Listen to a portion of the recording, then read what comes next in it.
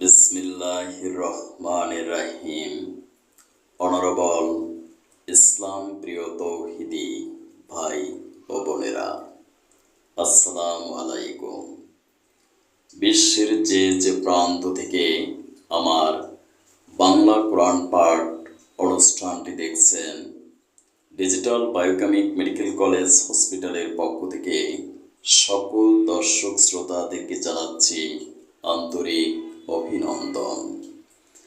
আজ আমি পাঠ করব সূরা আল মুমিন, আয়াত 31 থেকে 40 পর্যন্ত। আয়াত 31।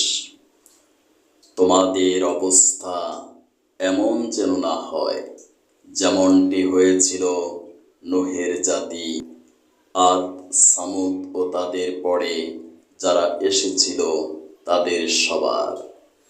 আল্লাহ পাক কখনো তার বান্দাদের উপর অত্যাচার করতে চান না। আয়াত 32। হে আমার জাতি, আমি তোমাদের জন্যে প্রচণ্ড হাক ডাকের কিয়ামত দিবসের শাস্তির আশঙ্কা করি। আয়াত 33। সেদিন তোমরা পিছন ফিরে পালাবে, কিন্তু আল্লাহ পাকের পাকড়াও থেকে তোমরা রক্ষা করার কেহই থাকবে না। আসলে আল্লাহ পাক যাকে পথভ্রষ্ট করেন তার জন্যে কোনো পথ প্রদর্শনকারী থাকে না। আয়াত 34। এর আগে তোমাদের কাছে নবী ইউসুফ সুস্পষ্ট নিদর্শন নিয়ে এসেছিল, কিন্তু সে যা কিছু বিধান নিয়ে তোমাদের কাছে এসেছে তোমরা তাতে শুধু সন্দেহই পোষণ করেছ। এমনকি যখন সে মরে গেলেও তখন তোমরা বলতে শুরু করবে, আল্লাহ পাক কখনো আর কোনো রাসূল পাঠাবেন না। মূলত আল্লাহ পাক এভাবেই নানা বিভ্রান্তিতে ফেলে সীমা লঙ্ঘনকারী ও সংশয়বাদীদের পথভ্রষ্ট করে থাকেন। আয়াত 35।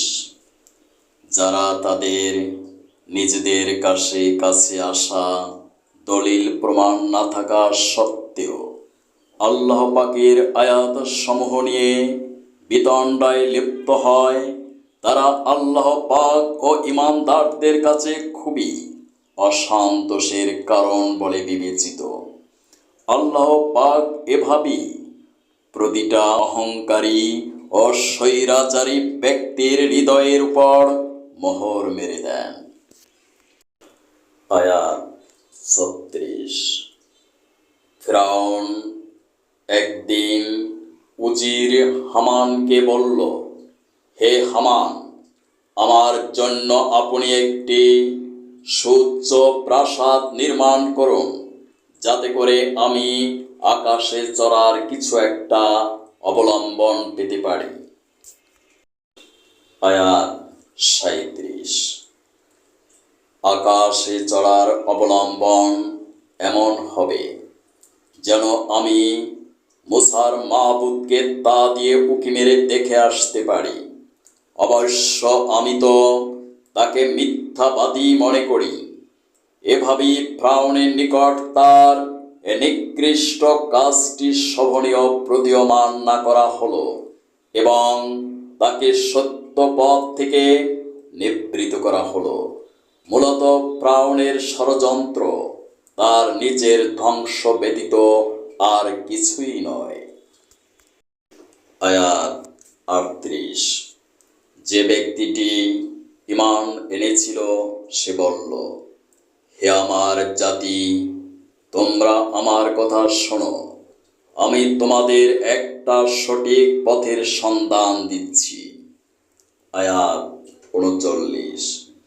হে আমার জাতি, তোমাদের এই দুনিয়ার জীবন কয়েকটি দিনের উপভোগের বস্তু মাত্র, স্থায়ী নিবাস তো হচ্ছে আখিরাত। আয়াত 40। যে ব্যক্তি কোনো মন্দ কাজ করবে তাকে সে পরিমাণের চাইতে বেশি প্রতিফল দেওয়া হবে না, পুরুষ হোক কিংবা নারী। যে কেউই নেক কাজ করবে সেই মুমিন হিসেবে গণ্য হবে। হ্যাঁ, এমন ধরনের লোকেরাই জান্নাতে প্রবেশ করবে, সেখানে তাদের অপরিমিত রিজিক দেওয়া হবে।